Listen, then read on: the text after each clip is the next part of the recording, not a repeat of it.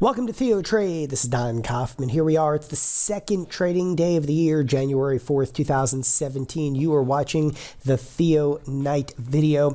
You know, there's a few things that really stood out to me in today's trading session. Number one, for the second trading day of the year and following, yesterday's kind of wild ride, today is rather docile. One of the first things I want to point out here is the markets have just closed on the S&P futures. We did about 1.36 million contracts.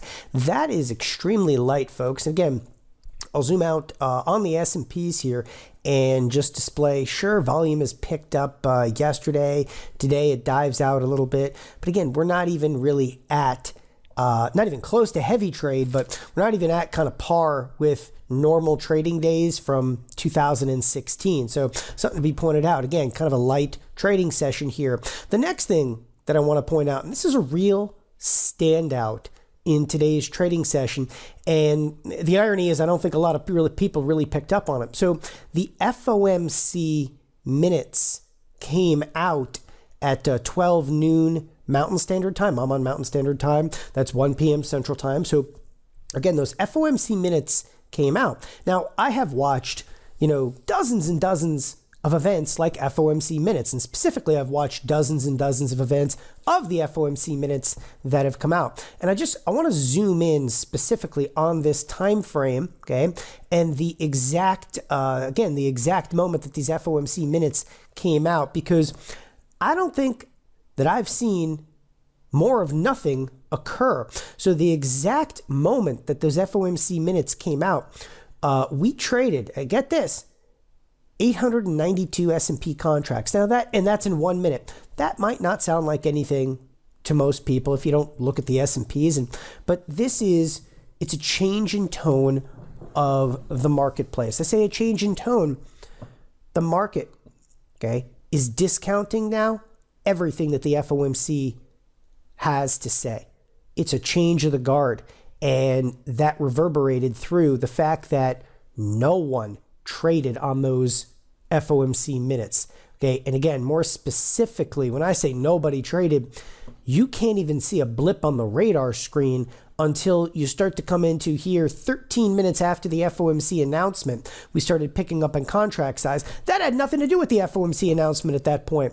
And it's a real standout. It is a changing of the guard. The FOMC, all right, and the Fed has ultimately been discounted at this point. Now, even crazier than looking at the S&P futures at that exact moment, here, I'll even zoom into the bond market. Now, the bond market, was there an impact? All right, right there, the slightest impact from the FOMC announcement. But again, negligible volume. Most of the time when you're looking at the bonds, when you're looking at the S&P futures, when the FOMC minutes come out, you do 5, 10, 15,000 contracts minimum. Here we see, 900 contracts? Again, they're discounting the Fed. And it's a complete change from what we saw just a few weeks ago. And it's notable as, of course, the media is, still building up. It's the Fed, it's this, it's that. There's going to be 3 interest rate hikes. Clearly, okay, not a trader cared at this point. In addition to that, I also noticed, okay, all news seems to be good news. Another thing that really stood out to me, this is just this one isolated event has kind of stuck with me throughout the course of the day. And it happened to be in Tesla. So Tesla's been a product. Okay, who cares about the car? Who cares about the company? But Tesla as a trading vehicle has been a product that's been in play. And it's been in play for an extremely long time. And here, yesterday, you can see this blip in the radar screen over here. This is an overnight trade. I'm going to zoom into that. Tesla releases some numbers, and they're bad. Okay, at least they're initially interpreted as being extremely poor, and yet Tesla rallies nearly 5% after having been down between 2 and 3% in the after-hours trade. It's another real standout. It's buy something, okay, throw caution to the wind, buy it at any risk. Okay. Last but definitely not least, one of the real standouts in today's marketplace. Again, look where the S&Ps were. They ended up about 11 on the day. It's about 0.5%. NASDAQ up about 0.5%. What's the real standout over here? No, not the Dow. It's the Russell. The Russell continues to explode higher. So again, the way I'm looking at this, when all else fails, okay, buy anything at really, disregard any risk. It actually resonates with me a huge amount here. We don't react to the FOMC. We buy Tesla ultimately when Tesla has what was, again, relatively poor numbers. They missed, okay, the number of car deliveries they were supposed to. And there was huge conjecture around that last night, neither here nor there. It ended up almost 5% of the trading day. But when I say buy at any risk, at any cost, look from a sector standpoint at what led markets today. Materials sector, okay? As I cruise over here, consumer discretionary, which ironically has been beaten up a lot lately. What did not lead us? Okay, financials are up there, and financials performed well. It was the fourth best performing sector on the day. But what most notable on my screen is IT. IT was a drastic underperformer in the day. And as you look down the screen of the usual suspects over here, sure, Facebook did well. And actually, Facebook accounted for some of the gains inside of the NASDAQ. Apple, Google, Amazon, roughly speaking, couldn't get out of their own way today. Energy also ended the day down after having some wild moves in oil in the last 24 hours of trade over here. Okay, there is no doubt this, along with the fact that if you looked at the overall advanced decline line inside of the S&P 100, there are pockets of strength out there. But overall, okay, your technology, what has led us, okay, a tremendous amount in some of the recent rallies, all right, is not participating. And I said this the other day, and I'll say it again. In 2017, I would not touch technology. And this goes back, for those of you that don't necessarily tune in and turn on every single day, you're going to look at the Qs. We're actually going to go to a comparison chart, and I'm actually going to explain a little bit more about this because today really resonated. This is a 3-year weekly chart. Okay, it's a 3-year weekly. And again, what you're looking at is up top over here. These are the Qs. Okay, right over here is the spider, which is the S&P, and down below, again, is of course the IWM.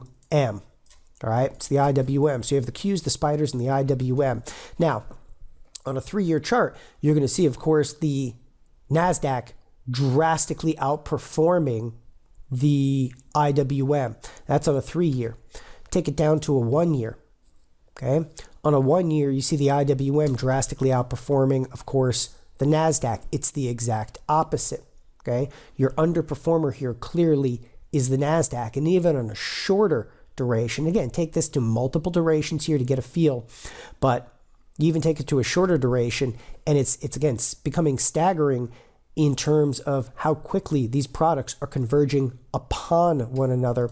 And you need go no further than just look at the percentage returns. Again, the S&Ps today, the NASDAQ up about 0.5%. The Russell, 1.5%. It's the outperformer over there, okay? What does it ultimately mean for you? To me, it looks like money managers throwing caution to the wind early in the trading year over here and really not knowing where to allocate capital. The unusual part of today is you have the S&Ps higher, okay? You have volatility off, which that's normal, right? Markets go higher, volatility dips off. But then you have the bonds, which in the end of the day did in fact trade higher.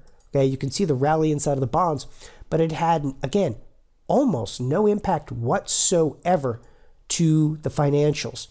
Okay, are we back in a bifurcated market? Absolutely not. However, with volatility down in this kind of circumstance, volatility's down and some of your biggest players in the marketplace and Apples and Googles and Microsoft don't participate, it is worrisome. Okay, it does appear, again, that fund managers in this asset rotation and asset allocation, they're throwing caution to the wind right now. Okay, they're dumping capital into penny stocks and moving the Russell higher, and yet, okay, not allocating into your Apples, Googles, and Microsofts over there. Be extremely cautious in the coming days over here. There's a number of things I'm thinking about in the coming days. So, number one, of course, volatility is incredibly low. Neither here nor there. Volatility can be low and stay low for a very, very long period of time. There's big, big movements in recent trading sessions inside of our currency products. Okay, when I say big movements, hey, listen, sure, the dollar had an explosive rally, but look at the size of the intraday movement today alone. All right, I see risk in the way of currencies reverberating back through the rest of the markets. More specifically, China, in trying to stabilize their own currency, look for it inside of the next week or two of trade. I believe it's a huge amount of positioning going on inside of the US dollar surrounding what traders are now starting to anticipate as currency manipulation coming in China. China is trying to stabilize their currency at anything, at any cost possible. Again, talk about throwing caution to the wind out there, and it's starting to reverberate with larger and larger ranges on an intraday basis inside of the dollar. We've seen major market events revolve around very, very large currency trades. I don't like it from the perspective. When I say I don't like it, I don't have a great feel for what's going on in the currencies. Okay, neither do the currency traders. I mean, here we're just getting drastically large ranges inside of the dollar, and it's very infrequent here at TheoTrade that I discuss the dollar, but it's in play right now. If you're in a oil trade, if you're in a gold trade, if you're in any of the commodities whatsoever, specifically I showed materials sector today exploding to the upside. Of course, materials are higher. The dollar is off and off big.